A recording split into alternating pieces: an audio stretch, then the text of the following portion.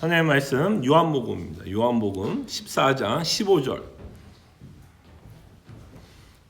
요한복음 14장 15절.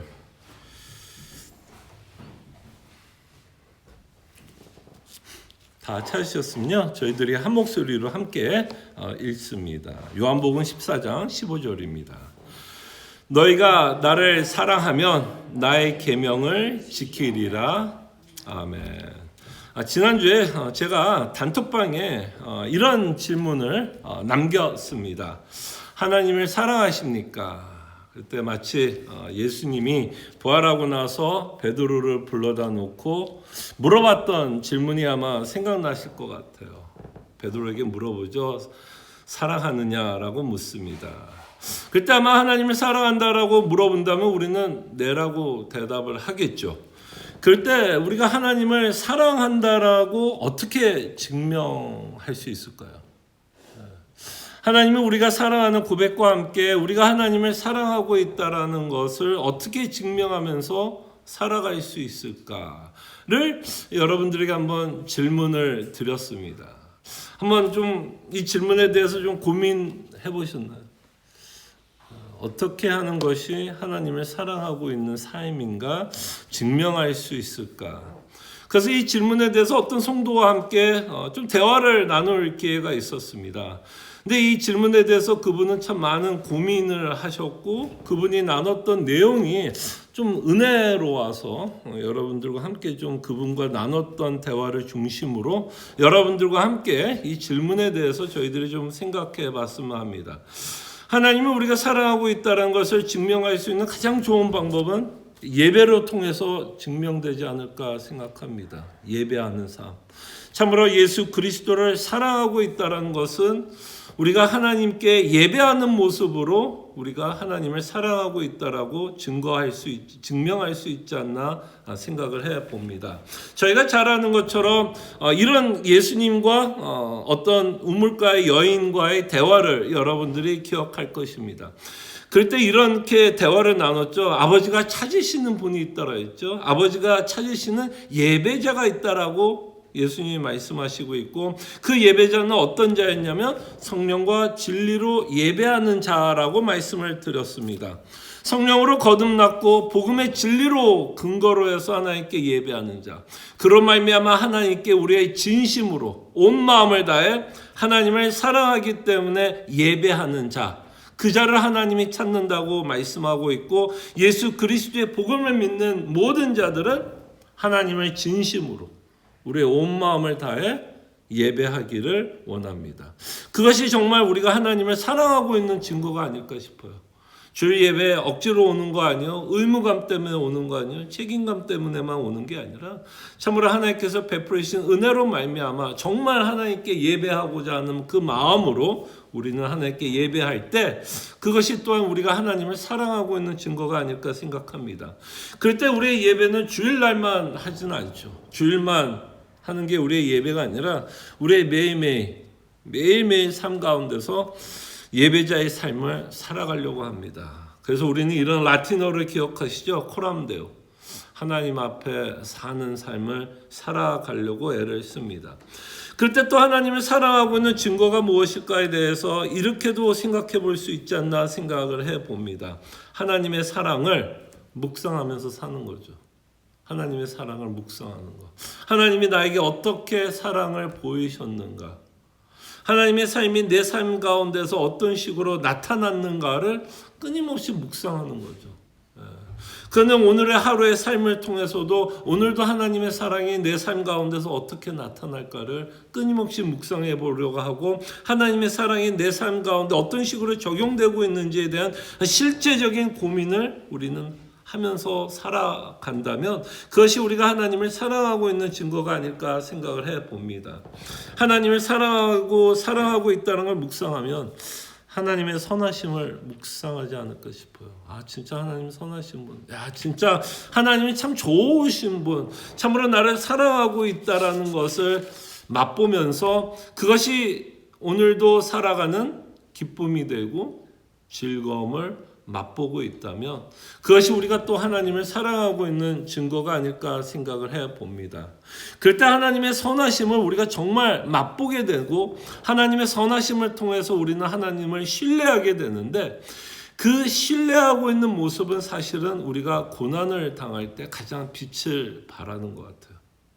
고난을 우리가 당할 때 어떤 어려운 문제를 당할 때 참으로 하나님을 신뢰하고 있다는 것이 빛을 발하게 되는데 고난이 힘든 이유가 여러 이유가 있겠죠. 고난이 우리에게 어떤 육체적인 고통을 준다면 그것도 힘들 수 있지만 아마 고난이 힘든 이유 중에 가장 힘든 건 이 문제에 답이 없다는 거죠. 건강의 문제도 우리가 힘들다면 물론 고통 때문에 오는 힘듦도 있지만 만약에 이 병을 내가 고칠 수 없다라고 생각이 든다면 의사가 이 병을 고칠 수 없다라고 생각한다면 육체적인 고통뿐만 아니라 아마 정신적으로도 굉장히 큰 고통이 있을 거라 생각을 합니다. 그럴 때 고난이 힘든 건 답이 없어서 힘든 것 같아요. 여러 이유 중에 답이 없는데 고난 가운데서도 답이 없지만 하나님을 신뢰한다면 내가 이 고난을 왜 당하고 있는지 100%다 이해할 수도 없고 이 고통이 나에게 참 힘들고 어렵지만 하나님을 신뢰한다면 여전히 우리는 우리가 당하는 고난 가운데서도 기뻐할 수 있는 이유를 찾게 되는 것 같아요. 왜? 이 고통이 우연이 아니기 때문에. 내가 당하고 있는 이 문제가 어떤 우연에 의해서 이루어지는 것이 아니라 하나님의 주권과 섭리 가운데서 이 일이 이루어지고 일어나고 있다는 것을 믿기 때문에 우리가 당하는 고난 가운데서도 우리는 감사할 수 있고 기쁨을 찾을 수 있지 않나 생각을 해봅니다. 그럴 때 그것도 우리가 하나님을 사랑하고 있는, 그죠? 사랑하고 있는 증거가 아닐까 생각을 해봅니다. 그러면서 오늘 본문을 통해서 우리는 정말 하나님을 사랑하고 있는 모습이 어떻게 나타나고 있는지 참 직접적으로 우리에게 말씀하고 있죠. 예수님은 제자들에게 이렇게 말합니다. 너희가 나를 사랑한다면 나의 계명을 지킬 것이다 라고 말씀합니다. 그래서 하나님을 향한 사랑과 하나님이 주신 계명을 지키는 모습이 같이 간다라는 것을 우리에게 말씀하고 있죠. 그래서 우리가 하나님을 사랑한다라는 증거 중에 하나의 가장 직접적인 증거는 정말 우리가 하나님의 계명을 지키면서 살아간다라는 거죠. 그런 의미에서 하나님은 우리에게 십계명을 주신 것 같아요. 이 십계명은 우리가 뭐를 증거할 수 있게 되죠? 뭘 증명하게 되죠? 이 십계명을 지키는 모습을 통해서 내가 하나님을 사랑하고 있다라는 증거가 되는 거죠. 너희들이 정말 나를 사랑한다면 내가 준 십계명을 너희들은 지키면서 살아갈 것이다 라고 우리는 알게 됩니다. 그래서 십계명을 통해서 우리가 오랜 시간을 통해서 생각해 봤지만 십계명을 통해서 우리가 하지 말아야 할 것을 가르칩니다. 하지 말 것을 순종하면서 살아가는 삶을 통해서 내가 하나님을 사랑하고 있다는 것이 또 증명이 되고요. 십계명은 또한 내가 하지 말아야 할 것만 우리에게 말씀하지 않고 사실 십계명은 적극적으로 우리가 어떤 삶을 살아야 된다라는 어떤 삶의 태도도 우리에게 가르쳐 줍니다. 그래서 십계명은 부정적으로 우리에게 명령하고 있지만 그 부정적인 것을 역으로 생각하면 우리가 또한 적극적으로 어떤 삶을 살아야 할지를 우리에게 말씀하게 됩니다. 근데 우리가 십계명을 통해서 오랜 시간 살펴보면서 우리가 내린 결론이 있다면 참 십계명을 지키는 것이 쉽지 않다라는 것을 우리는 보게 됩니다. 하지 말라는 건 우리는 참 청개구리 같아서 하지 말라면 더 하고 싶어요. 우리의 죄성은 끊임없이 내가 원하는 것을 하려고 애를 쓰고 있는 우리의 모습을 보게 됩니다. 그래서 하나님께서 하지 말라고 하는 그 일에 대해서 우리는 더 하려고 애를 쓰고 있는 우리의 모습을 보게 되고 하나님이 하라는 것은 또 청개구리 같아서 안 하려고 하는 어떤 이유든지 안 하려고 하는 우리의 모습을 보게 됩니다. 그래서 사실 십계명을 우리가 공부하면서 참 마음의 부담감을 느낀 건 하나님께서 순종하라고 했던 이 계명을 순종하지 못하고 있는 모습을 보게 됩니다. 그럼에도 불구하고 우리는 이 십계명을 포기하지 않습니다. 우리가 이 십계명을 잘 지키지 못하고 있는 우리의 모습을 보면서도 포기하지 않는 이유가 뭘까요? 사실 포기하지 않는 이유가 뭘까요? 그 이유는 우리가 하나님을 사랑하기 때문에. 잘 못하지만 포기는 안 돼요. 포기는 안 돼요. 그것이 또한 우리가 하나님을 사랑하고 있는 모습이 아닐까 싶어요. 그래서 우리가 하나님을 사랑하고 있는 모습을 제가 제 언어로 표현한다면 오뚜기 같은 삶. 계속 쓰러집니다. 계속 못해요. 잘 못합니다. 그러나 우리는 오뚜기처럼 다시 어떻게 일어나요. 그 일어나는 이유가 하나님을 사랑하기 때문에 우리는 계속해서 일어나려고 애를 씁니다. 잘하지 못하지만 십계명을 지키려고 애를 쓴다라는 거죠. 그리고 마지막으로 우리가 좀 생각해 볼 수 있는 건 하나님을 향한 충성된 삶. 이 충성된 삶은 크고 작은 일을 생각하지 않습니다. 우리의 영광을 위해서 충성하는 거 아니고 하나님이 우리에게 허락한 상황 가운데, 다들 상황이 다르잖아요. 그럴 때 우리는 하나님이 우리에게 허락한 상황 가운데 최선을 다해서 하나님이 요구하는 삶을 살아갑니다. 어떤 분이 저한테 이런 이야기를 했습니다. 좀 나이가 들다 보니까 참 교회를 섬긴다는 것도 쉽지 않다라고 이야기를 하더라고요. 사실일까요? 아닐까요? 사실이죠. 아무래도 나이가 들면 몸이 좀 연약해지면 교회를 섬기는 것도 쉽지 않게 됩니다. 그럴 때 우리는 뭐 하는 거죠? 그 상황에서도 뭐 하는 거예요? 그냥 최선을 다하는 거예요.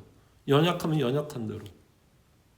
연약하면 연약한 대로 이 상황 가운데서 내가 할 수 있는 일이 무엇일까를 우리는 뭐 하는 거예요? 끊임없이 생각하는 거죠. 다만 제가 말하는 것은 내 몸이 연약해지기 때문에 섬길 수 없다라고 생각하는 게 아니라 연약할지라도 이 연약한 가운데서도 내가 할 수 있는 건 뭘까? 있을까요? 없을까요?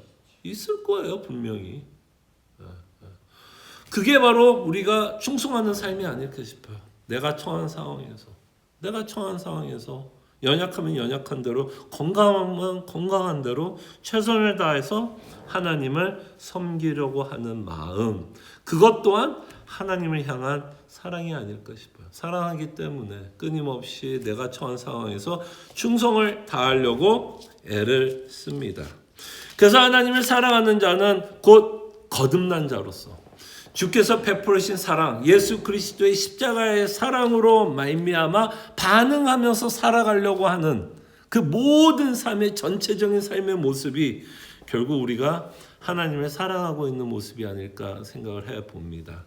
그럴 때 이 아침에 우리가 한번 기도했으면 합니다. 여러분 기도해 보십시오. 과연 오늘 여러분 토요일 하루 살아가면서 과연 하나님을 사랑하는 모습을 나는 어떤 식으로 보일 수 있을까? 각자의 상황이 다르니까 당연히 그 모습도 다르겠죠. 그러나 우리의 고민은 똑같습니다. 내가 처한 상황에서 과연 하나님을 사랑하는 모습은 어떤 식으로 나타날 수 있을까를 이 아침에 우리가 한번 고민해보고 또 기도하면서 여러분들에게 하나님께서 응답하시는 내용이 있을 거라 생각을 합니다. 그 응답된 내용을 가지고 오늘 한번 살아보겠다. 하나님이 정말 사랑하고 있다는 것을 증명하면서 하루를 살아보겠노라고 결단하며 헌신하며 기도하는 귀한 시간이 되시기를 바랍니다. 기도하죠.